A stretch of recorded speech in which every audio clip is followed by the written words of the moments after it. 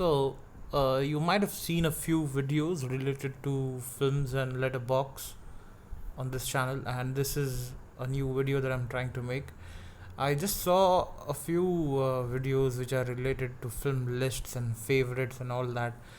I decided many a times we come across film lists on YouTube which are already created, and we witness them as spectators. But what if someone makes a video on how they make their list, how they actually uh, uh, create their own list and stuff. So that's what I'm trying to do here.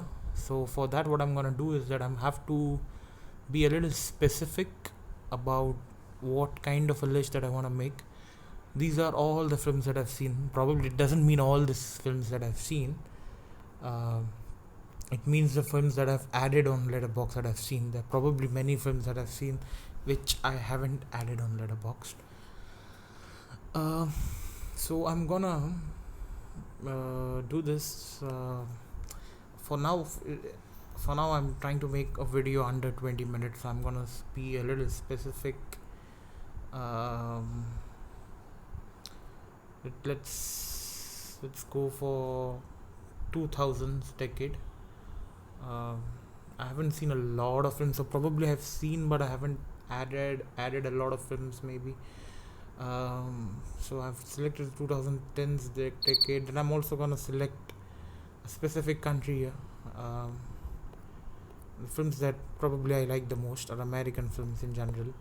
Um, and I'm trying to. I think I'm yet to watch a lot of foreign films, especially in 2000. So there is nothing a lot. There is a very selected database to choose from anyway. So I'm preferring to select American films in specific. Okay, so you can select country. You can also select language here. So suppose if you're selecting India, you can select every language, and it can be sorted out for you. So that's the fun part in Letterboxd.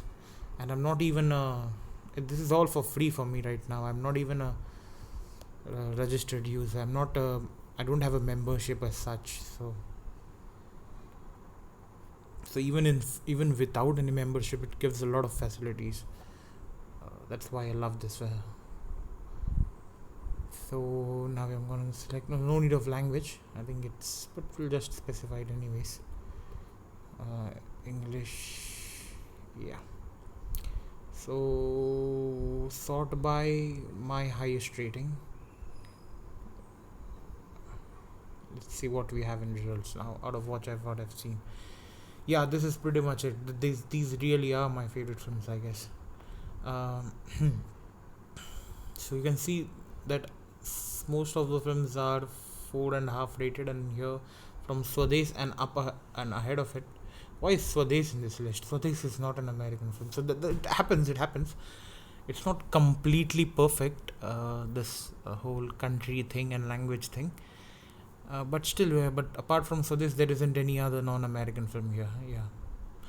One could say that Harry Potter films are not really American films, they were British films. But I think there were studios which were American as well, anyways. I think Warner Brothers produced it, so they were anyways American studios, so it doesn't matter. The artists, the actors, most of the actors, the whole cast unit, and most of the directors as well, except someone like Alfonso Cuarón, who's directed Prisoner of the Azkaban, which is my favorite Harry Potter film, and there are many theories on why many people who love books more than films consider this as the weakest book. But purely on cinematic qualities, I feel that Cuarón did make this an absolute treat to watch. It's also in my memory. It's the first film I saw. I don't remember watching the earlier films before this. So as a kid, this was the first film that I really saw of Harry Potter. And before that, I remember I had stumbled upon Harry Potter, but I never really saw it. I never really saw the whole film. But this was the time when I really saw the first film, and I was absolutely into the world. already. And the way the film is designed, it's so dark and beautiful. Even the poster design of the film is so beautiful. So I'll speak a few about, yeah. Then this is one film that I think saw last year. I hadn't seen it for a long time. Yeah, it's a perfect film. It's almost a very flawless film. There's nothing really wrong with Departed. It has perfect fitness. There's so much competence in every department. It's also the most commercial, I would say, Scorsese ever went. But commercial, not in a bad way, in a good way, I believe. But in service to the original film. I haven't seen the original film, the Hong Kong film, but it's not a new plot. I would assume it's not a huge new plot, because I remember I watched Hard Boiled, which is a 1992 John Woo film, which also has a slightly similar plot in terms of there's an undercover cop, and then there is a bad guy, kind of a good guy cop, the guy who pretends to be a bad guy but is already a good guy. And there are two cops who have to fighting out each other, but then at some point they are in at the end of the film they are in the same team. But here, throughout, these guys are never in the same team. um, and that cat and mouse game that happens between them, it's very entertaining, it's very genre driven, but it's also not something that you consider Martin Scorsese to do. I don't know how to say it. It's a very narrative driven film, that's what I would say, because Scorsese's films somehow are more naturally what we expect from Scorsese are very character driven films, so that you don't see here. So I feel it's a job well done from Scorsese, but this is not the film that he should have got an Oscar for. That's what I've written in the review of the film, that it's a perfect film, it's a brilliant film, but it's not the film that Scorsese should have got an Oscar for. He should have got an Oscar for some other film of his, where he has his own style of storytelling. Little Miss Sunshine is one of my very favorite films. I've seen it so many times, and I also love the Indian copy of it that exists in Marathi. It's called De Dhakka. It was produced by Mahesh Manjrekar. It was directed by, I think, Santosh Manjrekar or someone else. Uh, but it was an absolute ride as well. That film was also an absolute comedy. But the difference between, I feel that when you remake such films, you change the setting totally, and you change the style of the genre, the basic genre of the film, then it works well.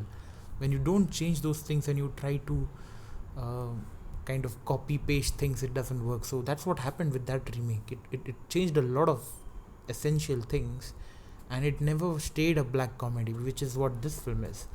Little Miss Sunshine is a black comedy, and it really shocks you at many moments. It really shocks you. um, it really touches topics which are really difficult to assimilate at times.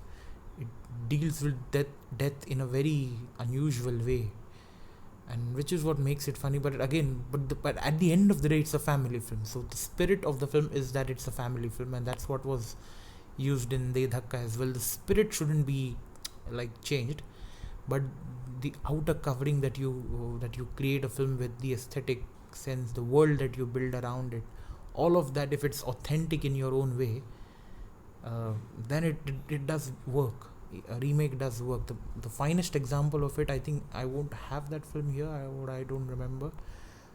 The original film, I don't really love that film so much, but it's also in 2000, so it will be somewhere here. I have to see that. I'll tell you which film that is. And the remake of it that I really, really love, and the remake is better than that. Better than the original film. Yeah, this one is the film, Changing Lanes. So the remake of this is Taxi Number 911, starring Nana Patekar and John Abraham, if you could remember. Now this film is a pure thriller. There is not a hint of humor in this film. Not a hint of humor. Both those characters are very damn serious. The whole situation is very serious. It's a life and death scenario and all that stuff. But there is no real undercurrent humor in it. It's not a satire. It's not a comedy. It's not a black comedy. And that's exactly what Taxi No Gyara is. It's a black comedy. It's a satire. It has Nana Patekar's character is an absolute madcap. He's an absolute madcap, whereas Samuel Jackson's character here is not a madcap. He he's a normal human. He's a common man who has been played with by the society and whatever, by the system, and he wants to take revenge on the society. But Nana Patekar's character is an absolute madcap. He has a lot of hatred towards the society, but it's because he's full of hatred. The society has very little to do with what's wrong with him. And I think that's the most beautiful remake I've ever seen, because I saw this film after watching and loving Taxi Number No Dogera so many times, repeatedly. I still keep watching those scenes once in a while, especially the Nana Patekar scenes. I think he's absolutely brilliant in that. And John Abraham, there is not a lot to do for John Abraham in that film, but whatever there is, he does it well. He fits the part. He feels like that character. He feels convincing as that character.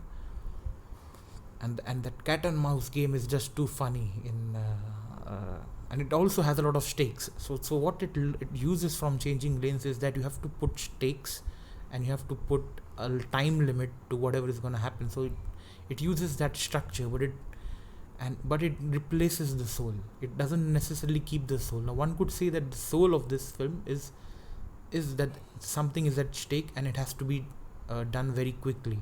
It has to be sorted out very quickly, or else there's no point for both those characters, and both those characters are going to lose a lot of stuff. So that is common. But the spirit of the film is actually not the same. It's completely reversed. It's completely changed, and which is why I feel it shouldn't even be called a remake. It could be called an adaptation or an inspiration, which in my opinion is a definition of a good remake. So that's that. And I'll talk about another 5-star films that I've rated. I've recently seen the 2 Lord of the Rings films. I'm yet to see the third film actually. I always saw the first film as a kid, I remember, but I never saw the second film.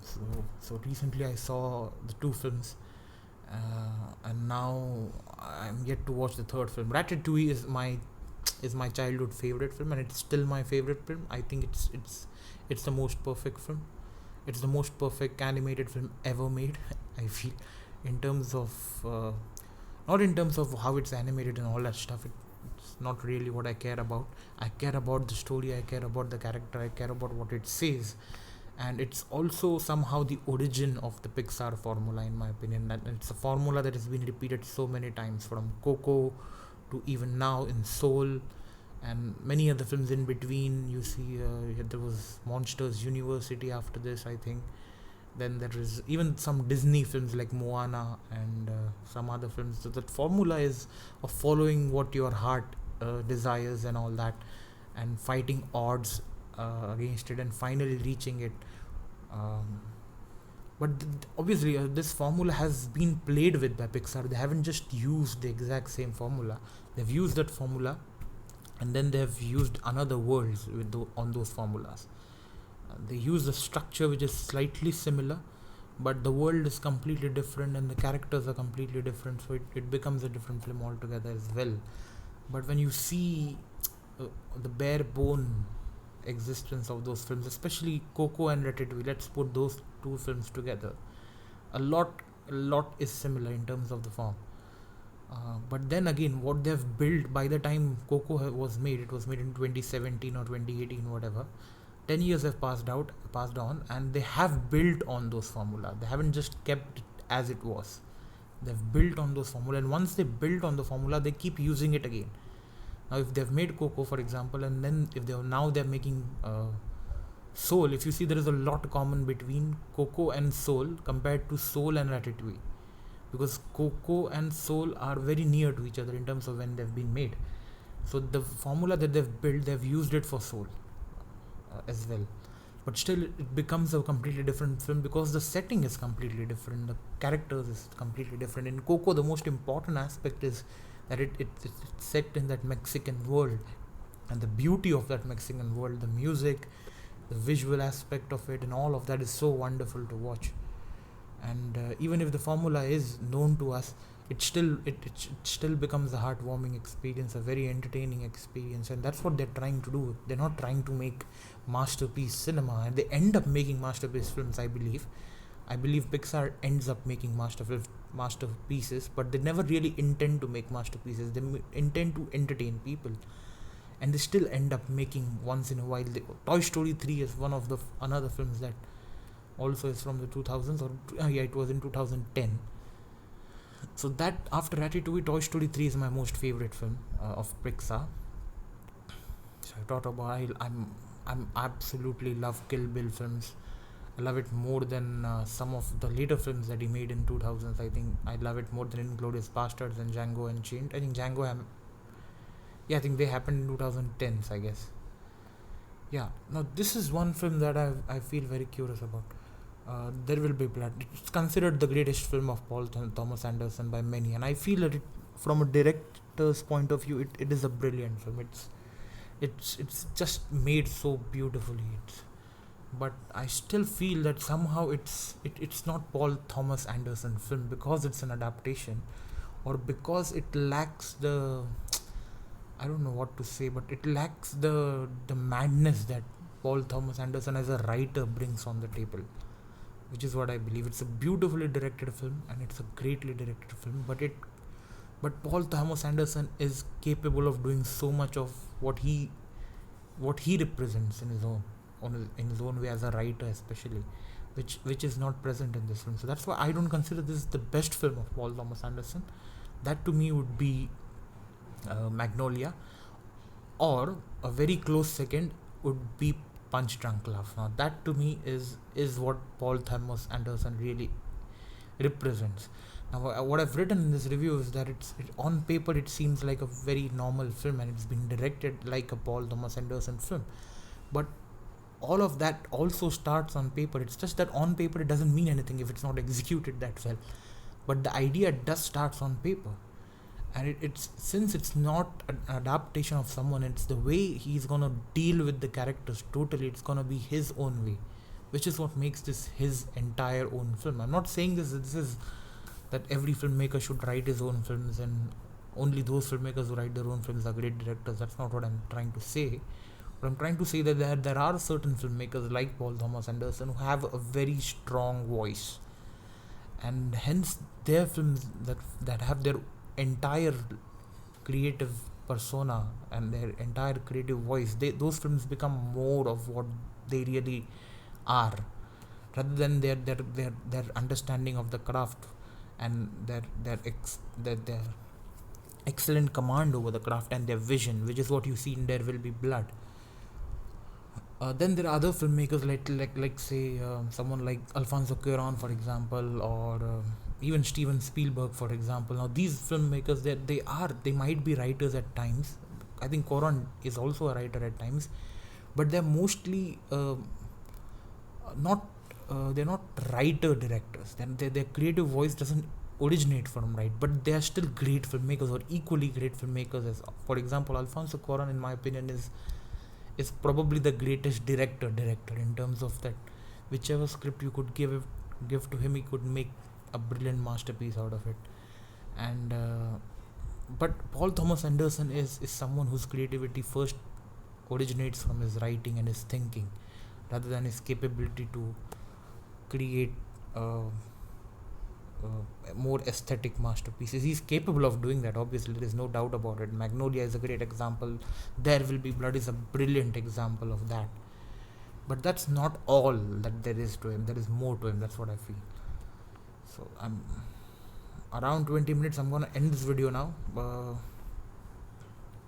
Yes, I'm gonna speak about my favorite films more. Donnie Darko is one of my favorite films. Dark Knight, in my opinion, is the finest action film that is made in 2000s. I feel it is seen as a great superhero film, which it obviously is, but I think it's a brilliant pure action film. I think the way the action is made here, and there is no complications like other Nolan films in Dark Knight, so it becomes such a pleasing to senses, and obviously Heath Ledger makes it even more special. And the multiple viewings that I've had of that film is mostly because of Heath Ledger first and foremost, and then for the action.